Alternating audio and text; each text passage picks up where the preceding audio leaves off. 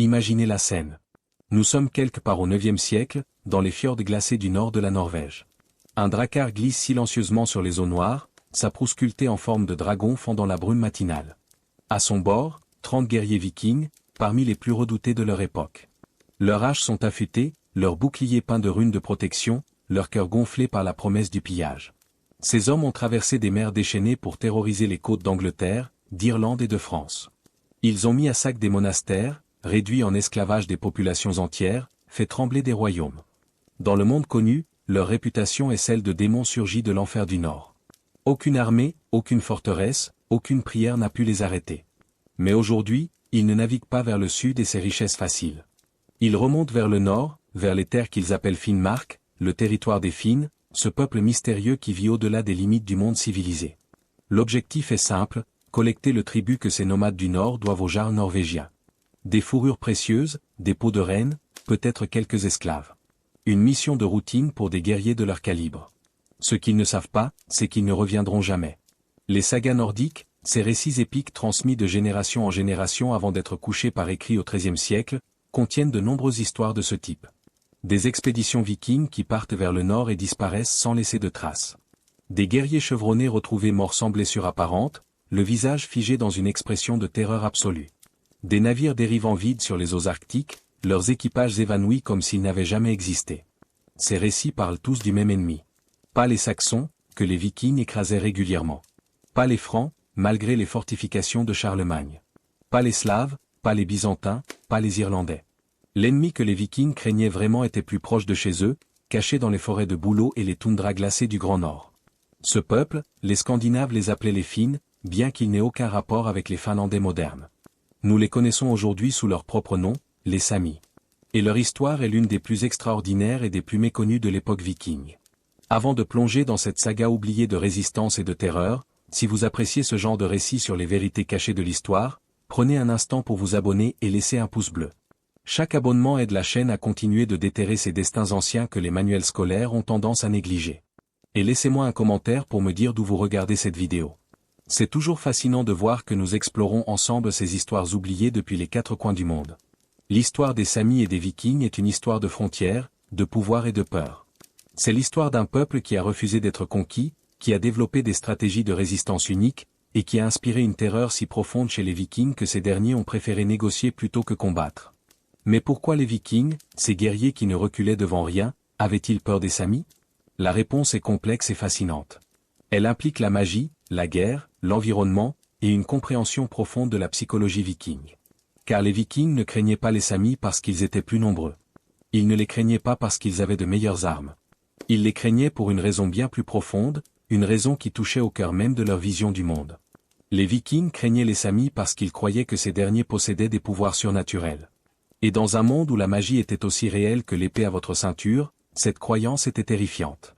Pour comprendre pourquoi les Vikings craignaient les Samis, nous devons d'abord comprendre qui étaient vraiment les Vikings. Et cette compréhension exige que nous déconstruisions quelques mythes persistants. Le terme viking lui-même est souvent mal compris. Dans l'imagination populaire, les Vikings étaient un peuple, une nation de guerriers sanguinaires venus de Scandinavie pour piller et détruire. En réalité, le mot viking en vieux norrois désignait une activité, pas une identité ethnique. Aller en viking signifiait partir en expédition maritime, généralement pour le commerce, l'exploration ou le raid. Tous les Scandinaves n'étaient pas des Vikings, pas plus que tous les Vikings n'étaient des pillards. La société scandinave de l'époque viking, qui s'étend grossièrement de 793 à 1066, était complexe et stratifiée. Au sommet se trouvaient les jarls, les nobles qui contrôlaient les terres et les hommes. En dessous venaient les carls, les hommes libres qui possédaient leurs propres fermes et pouvaient porter les armes. Tout en bas de l'échelle sociale se trouvaient les thralls, les esclaves, souvent des captifs de guerre ou leurs descendants. La plupart des Scandinaves étaient des fermiers et des pêcheurs, menant des vies relativement paisibles dans leurs fjords et leurs vallées. Les expéditions vikings étaient menées par une minorité, généralement des hommes jeunes cherchant à acquérir richesse et réputation, ou des cadets de famille qui ne pouvaient pas hériter des terres familiales. Cette nuance est importante pour notre histoire. Les Vikings qui s'aventuraient vers le nord, vers les terres des Samis, n'étaient pas des amateurs. C'étaient des hommes d'expérience, endurcis par des années de raids et de combats. Ils avaient affronté les armées saxonnes, les défenses franques, les tempêtes de l'Atlantique Nord. Ils connaissaient la peur, mais ils l'avaient surmontée maintes fois.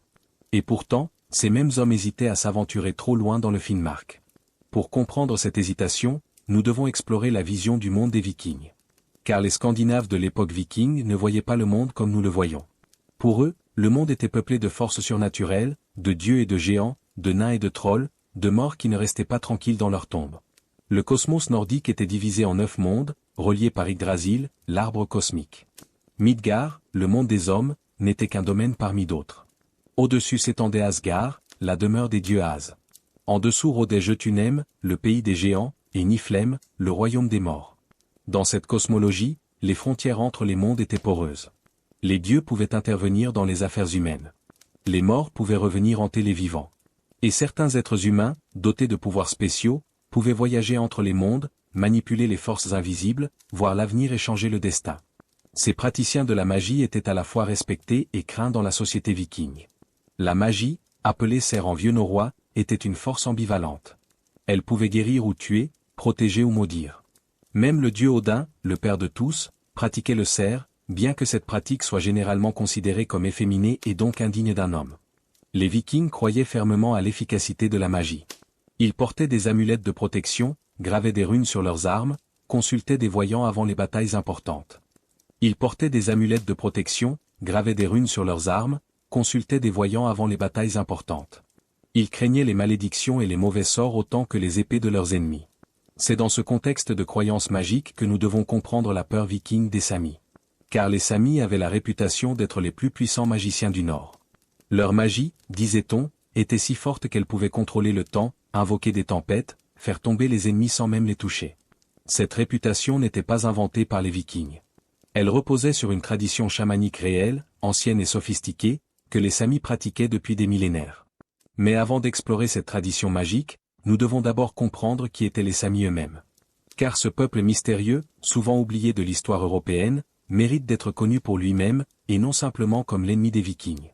Les Samis sont le peuple autochtone de la région que nous appelons aujourd'hui la Laponie, bien qu'ils préfèrent le terme Sapmi pour désigner leur territoire ancestral.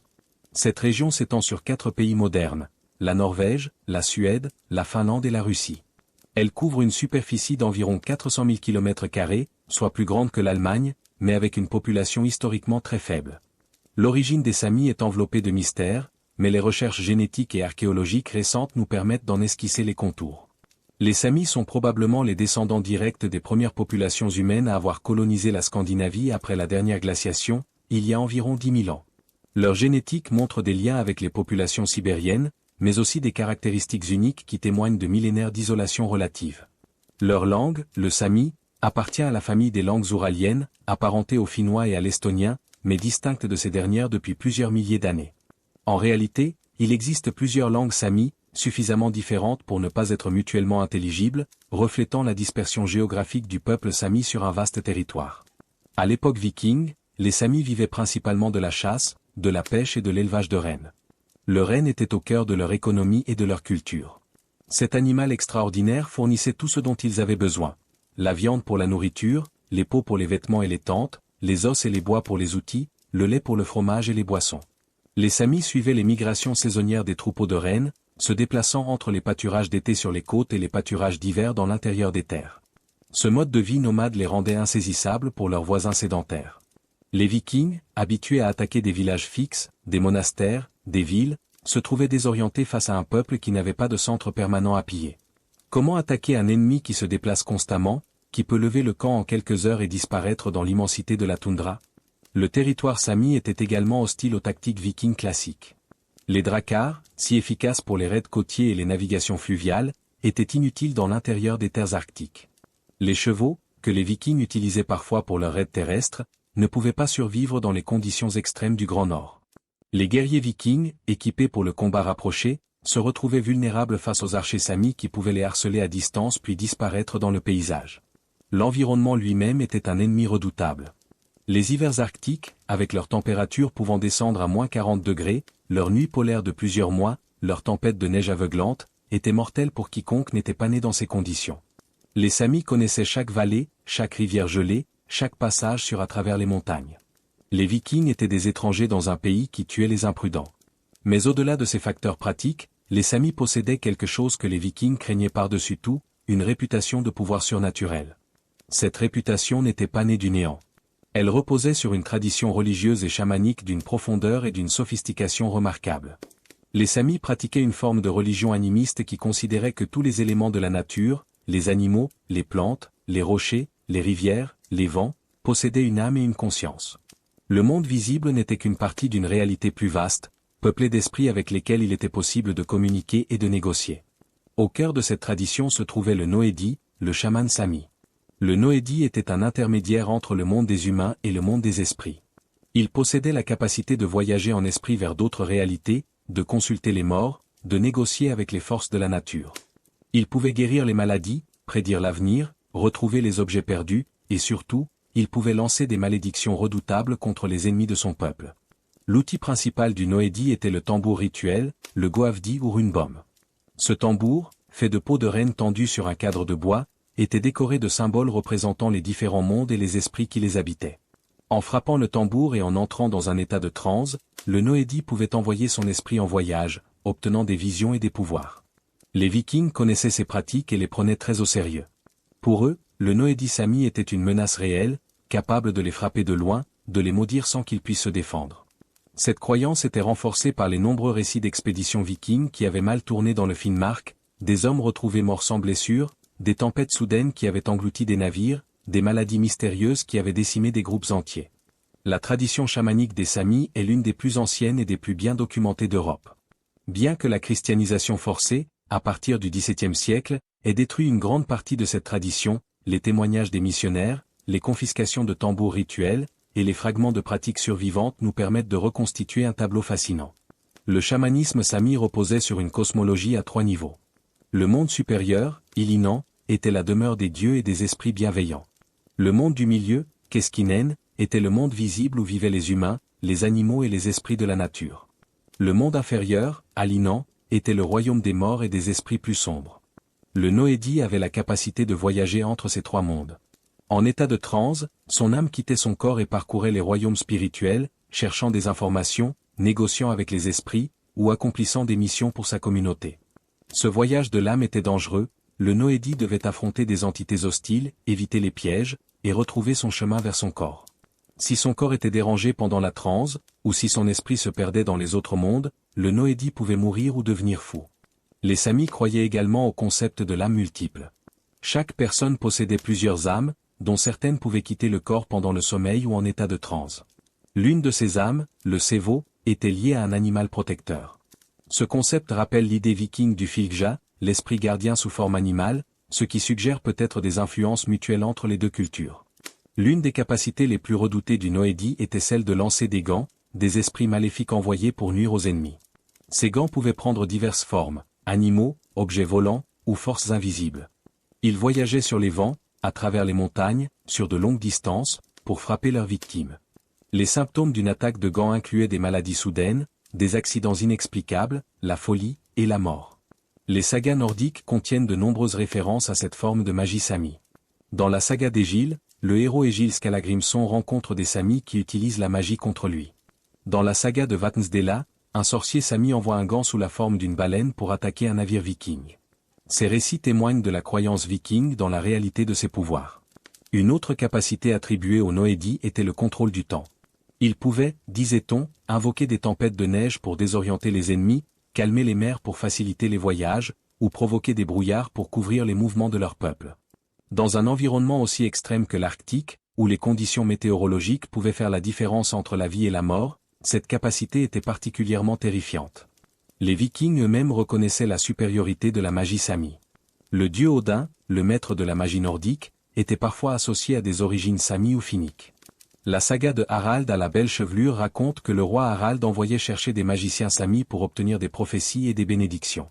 Cette déférence envers la magie Sami, de la part du plus puissant des rois vikings, est révélatrice. Mais la magie n'était pas seulement utilisée de manière offensive. Elle servait également à la défense et à la dissimulation. Les Noédi pouvaient, croyait-on, rendre leur peuple invisible aux yeux des étrangers, les faire passer inaperçus dans le paysage. Ils pouvaient envoyer des visions trompeuses aux ennemis, les faisant s'égarer dans des directions mortelles, les attirant vers des falaises ou des eaux dangereuses. Cette capacité de dissimulation explique peut-être pourquoi tant d'expéditions vikings vers le Finnmark se sont soldées par des disparitions mystérieuses. Les guerriers ne trouvaient simplement pas les Samis qu'ils cherchaient.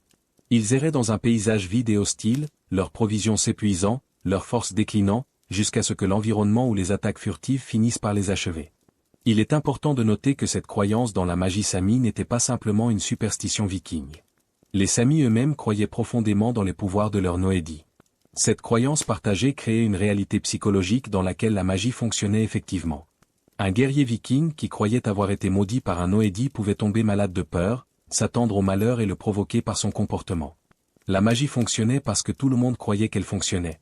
Mais au-delà de la magie, les Samis possédaient également des compétences militaires très réelles qui faisaient d'eux des adversaires redoutables. L'image populaire des Samis comme un peuple pacifique de bergers de rennes est trompeuse. Bien que les Samis n'aient jamais été des conquérants ou des agresseurs, ils étaient parfaitement capables de se défendre contre ceux qui menaçaient leur territoire et leur mode de vie. Et dans ce domaine, leur environnement était leur allié le plus puissant.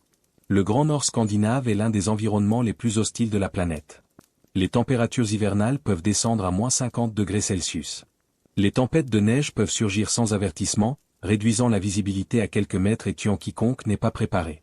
Le terrain est un labyrinthe de montagnes, de forêts denses, de rivières qui alternent entre eaux tumultueuses et glaces traîtresses, de marécages qui peuvent engloutir un homme en quelques secondes. Pour survivre dans cet environnement, les Samis avaient développé des compétences et des technologies extraordinaires.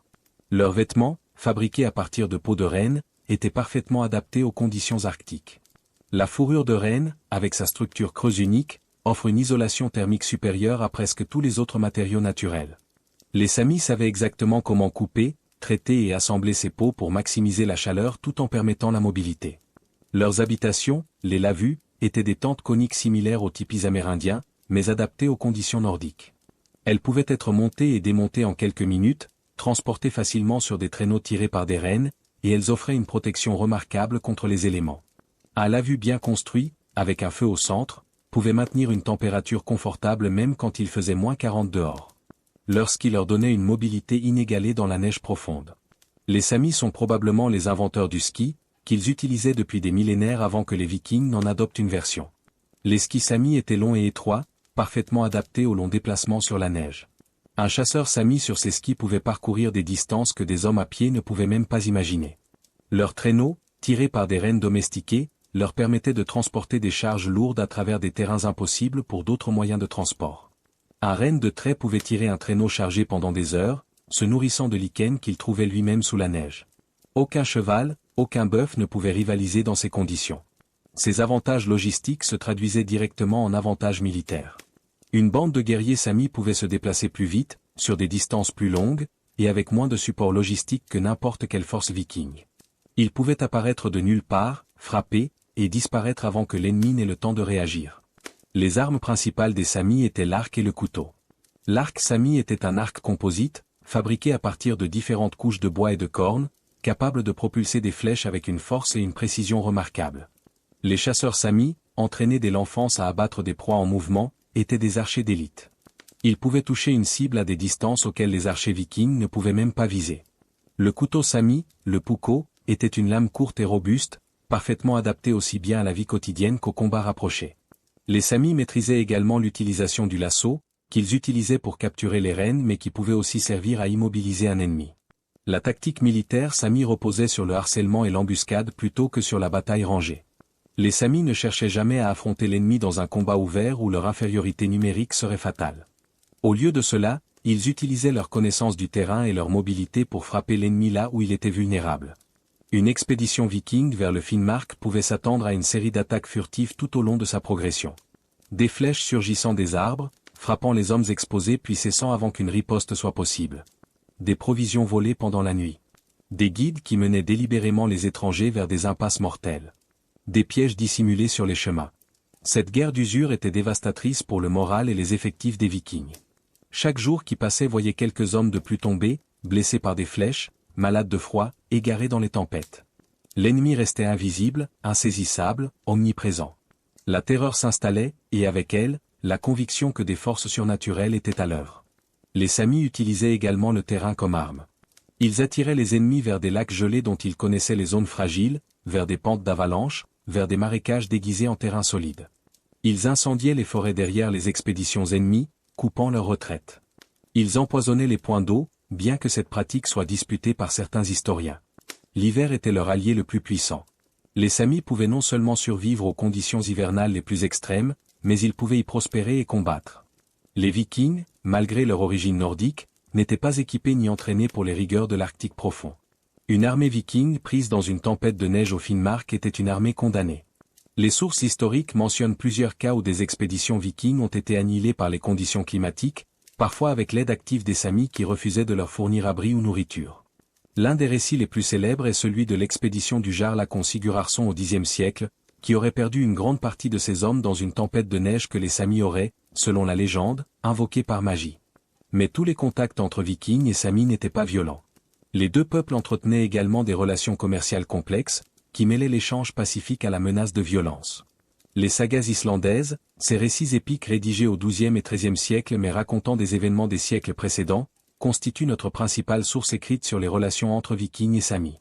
Et ce qu'elles révèlent est fascinant, une peur profonde, une méfiance constante, et une reconnaissance réticente de la puissance Sami. Dans les sagas, les Samis apparaissent sous le nom de Finnar, un terme générique que les Scandinaves utilisaient pour désigner les peuples non germaniques du Nord. Ce terme ne doit pas être confondu avec les Finlandais modernes, bien que les deux peuples partagent des origines linguistiques communes. Les Finnards des sagas sont clairement les ancêtres des Samis actuels, identifiables par leur mode de vie nomade, leur élevage de rennes, et surtout, leur réputation de magiciens redoutables. La saga d'Egil Skallagrimsson, l'une des plus célèbres des sagas islandaises, contient plusieurs épisodes impliquant des Samis.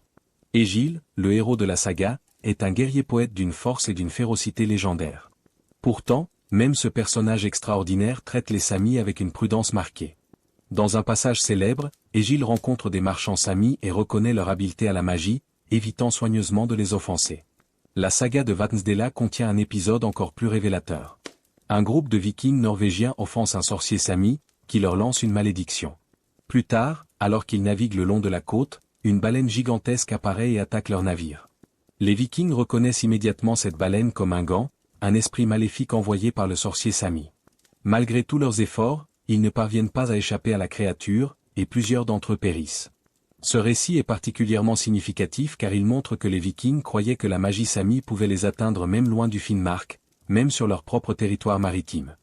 La menace n'était pas limitée aux terres Sami. Elle pouvait les suivre, les traquer, les frapper n'importe où. La saga de Harald à la belle chevelure, qui raconte la vie du premier roi à avoir unifié la Norvège, contient plusieurs références aux Samis. Harald lui-même, malgré sa puissance et sa férocité, cherchait l'aide des magiciens Samis pour certaines entreprises. Selon la saga, il envoyait des émissaires vers le nord pour consulter les Noédis sur l'avenir, leur offrant des cadeaux en échange de prophéties favorables. Cette déférence royale envers la magie Sami est remarquable. Harald était l'homme le plus puissant de Norvège, capable de lever des armées et de détruire ses ennemis. Pourtant, il reconnaissait que certains pouvoirs échappaient à sa portée, des pouvoirs que seuls les Samis possédaient. La saga de Ketilungr, moins connue mais particulièrement pertinente pour notre sujet, raconte les aventures d'un chasseur norvégien dans le Finnmark. Ketil est un homme brave et compétent, mais ses rencontres avec les Samis le mettent constamment en danger. Dans un épisode, il affronte un troll, une créature que la saga associe explicitement aux Samis et à leur magie. Le combat est difficile, et Ketil ne triomphe que grâce à une combinaison de force, de ruse et de chance. Cette association entre les Samis et les créatures surnaturelles est récurrente dans les sagas. Les trolls, les géants, les êtres magiques du Nord sont souvent décrits comme habitant les mêmes régions que les Samis, parfois comme étant liés à eux par le sang ou par l'alliance. Cette confusion ou cette identification délibérée renforçait l'aura de mystère et de danger qui entourait le peuple Sami. La Historia Norwegi, un texte latin du XIIe siècle, offre une description particulièrement détaillée du chamanisme Sami. L'auteur, probablement un clerc norvégien, décrit une séance chamanique à laquelle il aurait assisté. Le Noédi entre en transe, son corps devient rigide comme un cadavre, tandis que son esprit voyage vers d'autres mondes. L'auteur est clairement troublé par ce qu'il observe, oscillant entre la fascination et la répulsion. Ce texte est précieux car il nous donne un témoignage de première main, ou presque, des pratiques chamaniques Sami.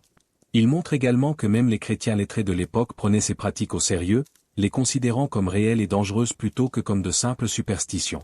Les lois norvégiennes médiévales contiennent également des références révélatrices aux Samis. Plusieurs codes juridiques interdisent aux Norvégiens de consulter les magiciens Samis, sous peine d'amende ou de sanctions plus graves. Ces interdictions témoignent de la persistance de la croyance dans la magie Sami, même après la christianisation de la Scandinavie. Si personne n'y avait cru, il n'aurait pas été nécessaire de l'interdire. L'une des interdictions les plus intéressantes concerne le fait de voyager vers le Finnmark pour consulter les Finns sur l'avenir. Cette formulation suggère que les Norvégiens continuaient à entreprendre ces voyages malgré les dangers, attirés par la promesse de connaissances que seuls les Noédis pouvaient fournir. La peur n'excluait pas l'attrait, bien au contraire. Les sagas mentionnent également les mariages entre Vikings et Samis, généralement entre des hommes Vikings et des femmes Samis. Ces mariages étaient ambivalents dans la perspective viking. D'un côté, une épouse Sami pouvait apporter des compétences précieuses, notamment en matière de magie et de survie dans le Nord. De l'autre, elle était regardée avec suspicion, potentiellement dangereuse, capable de retourner ses pouvoirs contre son propre mari si elle était mécontente. Plusieurs héros de saga ont des mères ou des grands-mères Sami, ce qui explique parfois leur propre capacité magique ou leur lien avec le surnaturel. Cette généalogie mixte était à la fois une source de pouvoir et une marque de différence, quelque chose qui distinguait ces héros du commun des mortels. Un thème récurrent dans les sagas est celui de la vengeance Sami. Quand les Vikings offensent les Samis, que ce soit par le vol, la violence ou le manque de respect, la punition suit inexorablement. Cette punition peut prendre des formes diverses. Malédictions qui frappent les coupables et leurs descendants, tempêtes qui détruisent leurs navires, maladies qui déciment leur famille. Le message est clair, les Samis ne pardonnent pas, et leur vengeance est terrible. Cette insistance sur la vengeance Sami dans les sagas servait probablement une fonction pratique. Elle rappelait aux Vikings que les Samis n'étaient pas des victimes faciles, qu'il valait mieux les traiter avec respect et négocier avec eux plutôt que les attaquer. C'était, en quelque sorte, une forme de propagande en faveur de la coexistence pacifique.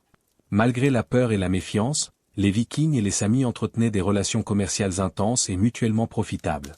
Ces échanges économiques étaient peut-être la principale raison pour laquelle les deux peuples ne se sont pas engagés dans une guerre totale. Le commerce créait des interdépendances qui rendaient la paix plus avantageuse que le conflit. Les Samis possédaient des ressources que les Vikings désiraient ardemment. Les fourrures, en particulier, étaient d'une valeur extraordinaire. Les peaux de renard arctique, d'hermine, de martre, de castor, étaient parmi les produits les plus recherchés dans toute l'Europe médiévale.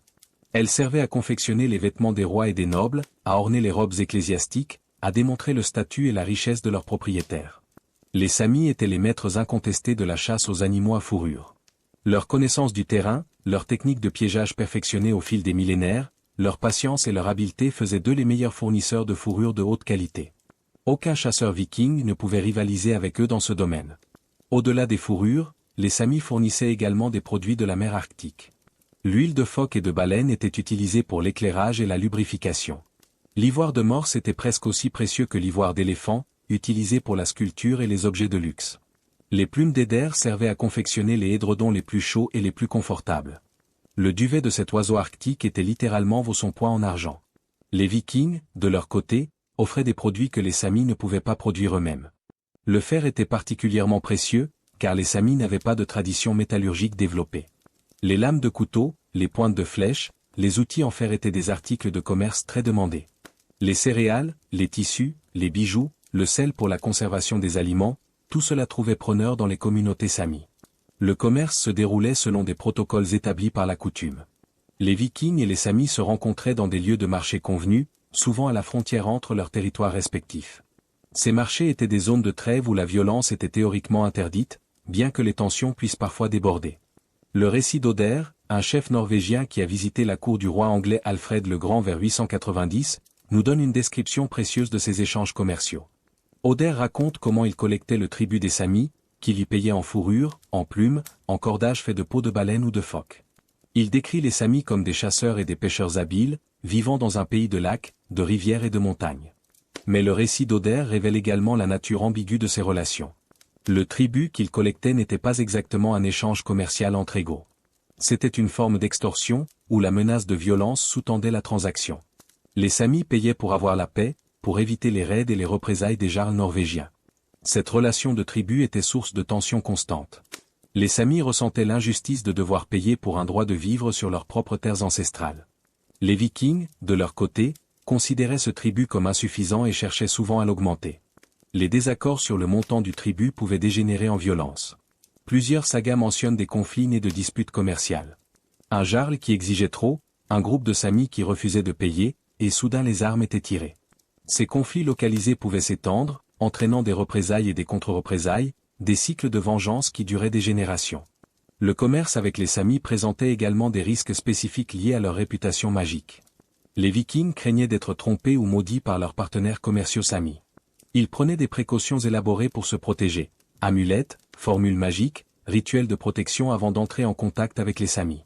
Cette méfiance n'était pas entièrement irrationnelle. Dans une société où les contrats étaient souvent verbaux et où la confiance personnelle était essentielle, la réputation de pouvoir surnaturel des Samis leur donnait un avantage dans les négociations. Un Viking qui pensait avoir été injuste envers un Sami pouvait vivre dans la terreur d'une malédiction, attribuant ensuite chaque malheur à la vengeance de son partenaire commercial offensé. Les Samis étaient également soupçonnés de manipuler les prix par la magie. Si les fourrures étaient moins abondantes une année, les Vikings pouvaient croire que les Samis avaient utilisé leur pouvoir pour cacher le gibier ou pour envoyer les animaux ailleurs. Cette croyance donnait aux Samis un pouvoir de négociation considérable, même si elle les exposait aussi à des accusations et des représailles en cas de mauvaise saison de chasse. Le commerce Sami s'étendait bien au-delà de la Scandinavie. Les fourrures et les autres produits arctiques étaient acheminés vers les grands centres commerciaux de l'Europe médiévale, Birka en Suède et Déby au Danemark, puis plus loin vers les marchés de l'Empire franc, de Byzance, et même du monde islamique. Les peaux de renard arctiques finissaient sur les épaules des califes de Bagdad, les cordes en peau de morse servaient à équiper les navires de la Méditerranée.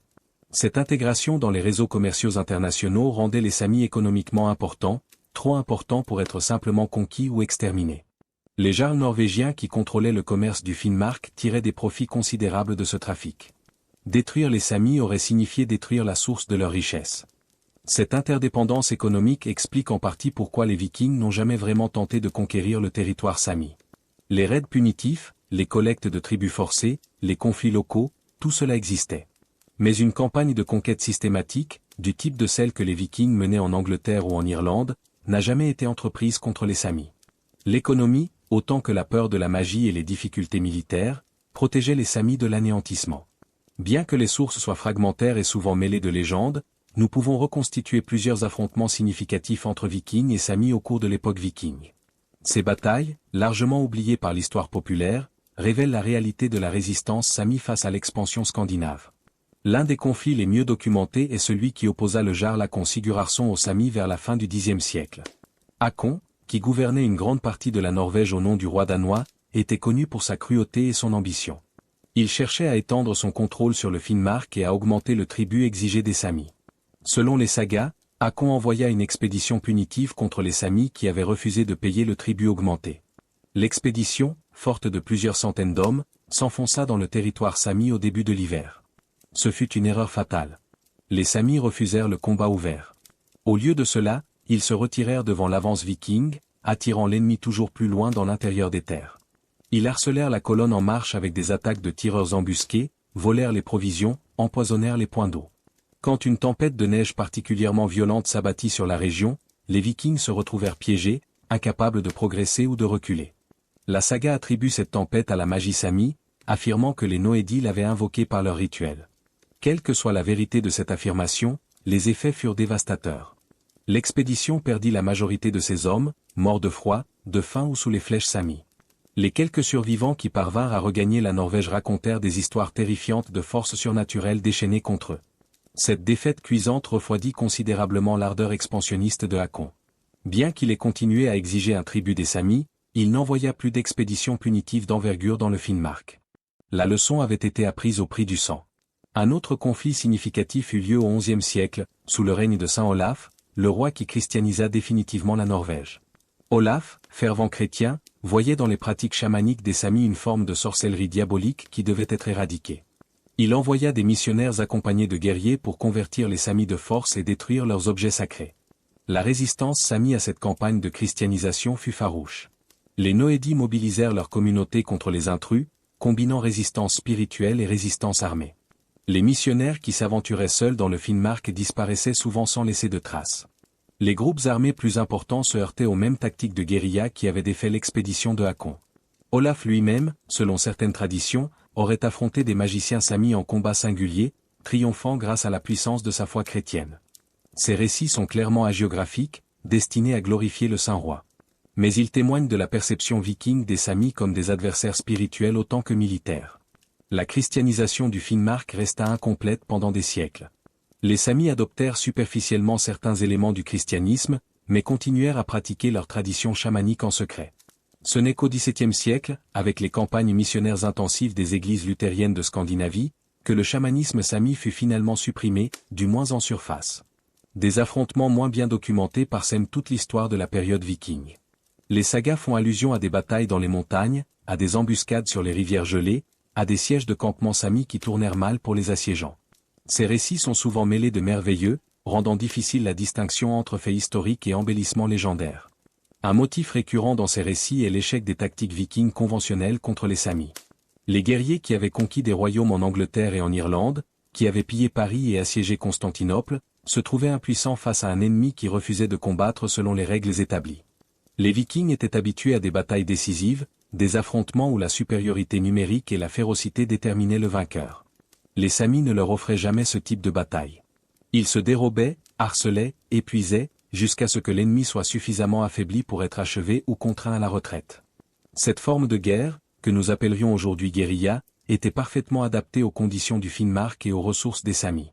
Elle minimisait leurs faiblesses, notamment leur infériorité numérique, et maximisait leurs forces, notamment leur connaissance du terrain et leur mobilité. Les Vikings, pour leur part, n'ont jamais développé de contre-tactiques efficaces. Ils ont parfois tenté d'adopter les méthodes Sami, utilisant des skis et des vêtements d'hiver appropriés, mais ils ne pouvaient pas égaler l'expérience de millénaires de vie dans l'Arctique. Le terrain restait l'allié des Samis, un allié que les Vikings ne pouvaient pas vaincre. L'archéologie moderne a commencé à révéler des traces matérielles de ces conflits. Des sites dans le nord de la Scandinavie montrent des preuves de violence, des pointes de flèches dans des contextes suggérant des batailles, des fortifications Samis datant de l'époque viking, des sépultures de guerriers tombés au combat. Ces découvertes confirment que les récits des sagas, malgré leurs embellissements, reposaient sur une réalité historique de conflits récurrents. L'histoire des Samis pendant l'époque viking et au-delà est une histoire de survie remarquable. Alors que de nombreux peuples autochtones d'Europe ont été absorbés, assimilés ou exterminés par des voisins plus puissants, les Samis ont maintenu leur identité distincte jusqu'à nos jours. Comment ont-ils accompli cet exploit ? La première raison est géographique. Le territoire Sami, avec ses conditions climatiques extrêmes et son terrain difficile, n'était tout simplement pas attractif pour la colonisation scandinave. Les Vikings et leurs descendants pouvaient convoiter les ressources du Finnmark, mais ils n'avaient aucun désir de s'y installer en masse. Les terres agricoles fertiles du sud de la Scandinavie étaient bien plus attrayantes. Cette réalité géographique a créé une sorte de barrière naturelle qui protégeait les Samis. Ils n'étaient pas confrontés à une pression démographique massive, à des vagues de colons cherchant à prendre leurs terres. Les intrusions vikings étaient des expéditions limitées, des raids et des collectes de tribus, pas des migrations de peuplement. La deuxième raison est économique. Comme nous l'avons vu, les Samis étaient trop précieux comme partenaires commerciaux pour être simplement éliminés. Les fourrures, l'ivoire de morse, les autres produits du Nord représentaient une source de richesse considérable pour les élites scandinaves. Détruire les Samis aurait signifié tuer la poule aux œufs d'or. Cette valeur économique donnait aux Samis un levier de négociation. Ils pouvaient menacer de couper le commerce, de s'allier avec d'autres puissances, de disparaître dans l'intérieur des terres où personne ne pourrait les atteindre. Ces menaces étaient crédibles, et elles forçaient les Scandinaves à maintenir une relation minimalement respectueuse. La troisième raison est militaire. Les Samis, comme nous l'avons vu, étaient des adversaires redoutables dans leur propre environnement. Les échecs répétés des expéditions vikings dans le Finnmark avaient établi leur réputation d'indomptables. Cette réputation dissuadait les tentatives de conquête, rendant la coexistence plus attractive que le conflit. La quatrième raison est culturelle et spirituelle. La croyance viking dans la magie Sami créait une barrière psychologique à la conquête. Les Vikings pouvaient conquérir des ennemis qu'ils ne craignaient pas, ou qu'ils craignaient pour des raisons purement militaires. Mais conquérir un peuple de sorciers supposés, capable de vous maudire et de vous détruire par des moyens surnaturels, était une proposition beaucoup plus intimidante. Cette peur de la magie Sami n'a pas disparu avec la christianisation de la Scandinavie. Elle s'est simplement transformée. Les Samis sont passés du statut de sorciers païens à celui de sorciers diaboliques, mais la peur est restée. Les missionnaires chrétiens qui tentaient de convertir les Samis craignaient leur pouvoir autant que les Vikings païens avant eux. La cinquième raison est l'adaptabilité des Samis eux-mêmes. Face aux pressions extérieures, les Samis ont développé des stratégies de survie sophistiquées. Ils ont appris à négocier avec les pouvoirs scandinaves, à jouer les différentes factions les unes contre les autres, à adopter suffisamment d'éléments de la culture dominante pour être tolérés tout en préservant leur identité fondamentale. Cette adaptabilité s'est manifestée notamment dans leur relation avec le christianisme. Les Samis ont officiellement accepté le baptême et adopté les formes extérieures de la religion chrétienne. Mais en privé, dans leurs communautés éloignées des regards, ils ont continué à pratiquer leurs traditions chamaniques pendant des siècles. Ce double jeu, cette capacité à présenter un visage acceptable au monde extérieur tout en préservant leur vraie culture en secret, a été essentiel à leur survie. Les Samis ont également su exploiter leur réputation de magiciens à leur avantage. Si les Scandinaves les craignaient, pourquoi ne pas renforcer cette crainte? Les récits de pouvoir Sami qui circulaient dans le monde viking n'étaient pas tous des inventions scandinaves. Certains étaient probablement encouragés par les Samis eux-mêmes, qui comprenaient que leur réputation surnaturelle était une forme de protection. Cette stratégie de survie par la réputation a des parallèles dans d'autres cultures à travers le monde. Les peuples en position de faiblesse relative ont souvent cultivé des réputations de dangerosité qui dépassaient leur capacité réelle de nuisance. C'est une forme de dissuasion psychologique, moins coûteuse que la résistance armée constante. L'héritage de cette résistance est visible aujourd'hui. Les Samis sont le seul peuple autochtone d'Europe à avoir maintenu une identité culturelle distincte jusqu'à l'époque moderne. Leur langue, leur musique traditionnelle, le djwak, leur artisanat, leur relation avec les reines, tout cela a survécu malgré des siècles de pression assimilatrice. Ce n'est pas dire que les Samis n'ont pas souffert.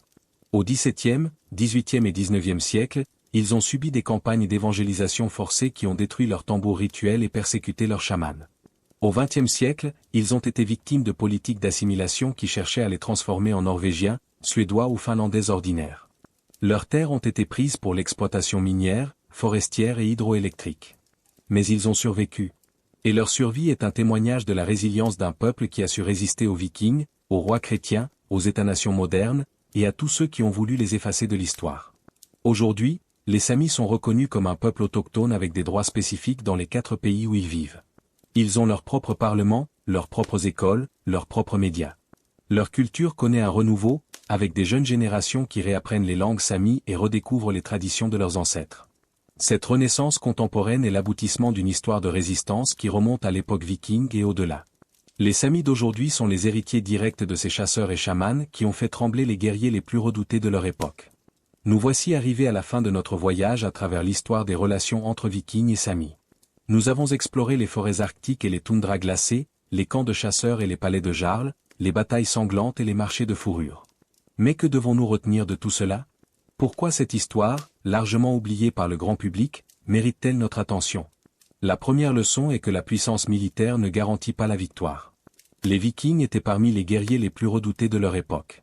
Ils ont conquis des royaumes, fondé des dynasties, laissé leur empreinte sur toute l'Europe et au-delà. Mais face aux Samis, toute leur puissance s'est révélée insuffisante. Cette leçon est intemporelle. L'histoire est remplie d'exemples de grandes puissances militaires qui se sont brisées contre des adversaires apparemment plus faibles. Les légions romaines dans les forêts de Germanie, les armées napoléoniennes dans les neiges de Russie, les forces américaines dans les jungles du Vietnam. La force brute ne suffit pas quand l'ennemi refuse de jouer selon vos règles.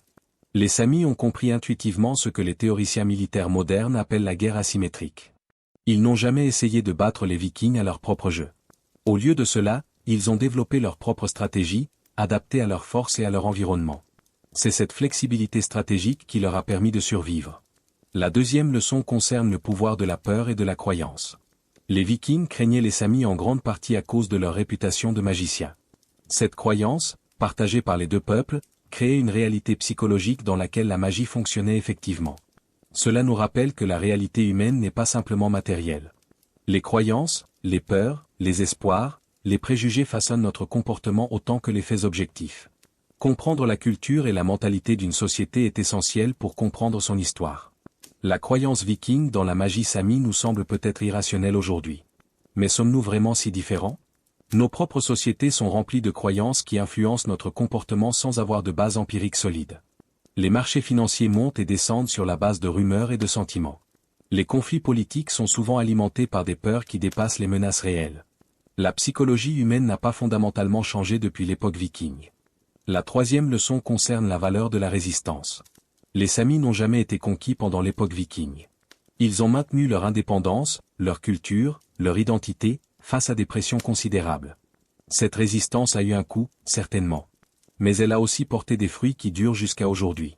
L'histoire nous enseigne que la résistance, même quand elle semble futile, peut avoir des conséquences durables.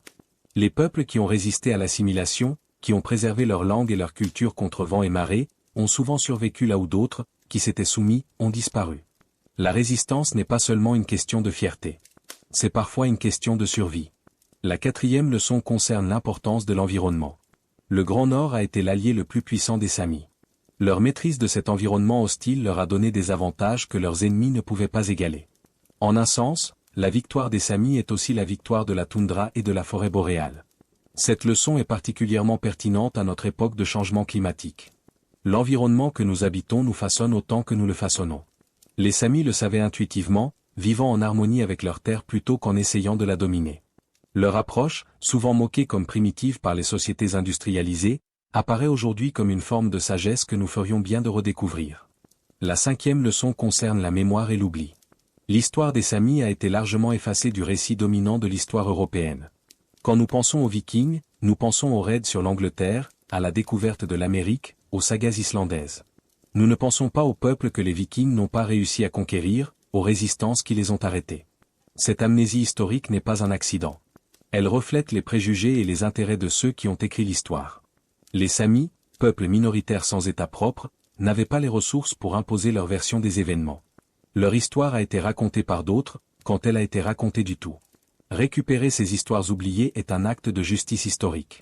C'est aussi un enrichissement de notre compréhension du passé.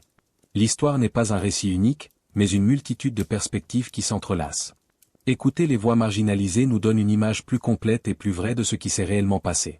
La 6e et dernière leçon concerne la continuité entre passé et présent. Les Samis d'aujourd'hui sont les héritiers directs des chasseurs et des chamans qui ont résisté aux Vikings. Leur culture contemporaine porte les traces de cette histoire ancienne, même quand elle a été transformée par des siècles de changements. Cette continuité nous rappelle que le passé n'est jamais vraiment passé. Il vit en nous, dans nos cultures, nos croyances, nos façons d'être. Comprendre l'histoire des Samis et des Vikings, c'est aussi comprendre une partie de nous-mêmes, de notre héritage européen dans toute sa complexité. Les Vikings craignaient les Samis. Cette peur, née de la magie et de la guerre, du respect et de l'incompréhension, a façonné les relations entre deux peuples pendant des siècles. Elle a protégé les Samis de la conquête, leur permettant de survivre jusqu'à notre époque. Aujourd'hui, alors que les Samis luttent toujours pour leurs droits et leur reconnaissance, cette histoire de résistance prend une résonance nouvelle. Elle nous rappelle que les petits peuples peuvent tenir tête aux grands empires, que la culture peut survivre à l'oppression, que la mémoire peut vaincre l'oubli. La prochaine fois que vous entendrez parler des Vikings et de leur conquête, souvenez-vous aussi de ceux qu'ils n'ont pas conquis. Souvenez-vous des chasseurs de la toundra, des chamans au tambour de reine, des guerriers de l'Arctique qui ont fait trembler les seigneurs des Drakkar. Souvenez-vous des Samis, le seul peuple que les Vikings craignaient vraiment. Si vous avez apprécié cette exploration d'une histoire trop longtemps oubliée, n'hésitez pas à laisser un pouce bleu et à vous abonner à la chaîne. Chaque abonnement m'aide à continuer de déterrer ces destins anciens que l'histoire officielle a tendance à négliger. Et partagez cette vidéo avec quelqu'un qui aime l'histoire ou qui s'intéresse aux cultures autochtones. Ensemble, nous pouvons rendre justice à ces peuples qui ont résisté et survécu contre toute attente. Dans la prochaine vidéo, nous explorerons un autre chapitre méconnu de l'histoire viking. Les Varegs, ces Vikings qui ont fondé la Russie. Comment des guerriers scandinaves ont-ils créé un empire qui s'étendait de la Baltique à la mer Noire? Pourquoi les ont-ils appelés les hommes qui rament? Et quel est leur lien avec la Russie moderne? C'est une histoire fascinante que je vous raconterai bientôt. À très vite pour de nouvelles aventures dans les méandres de l'histoire.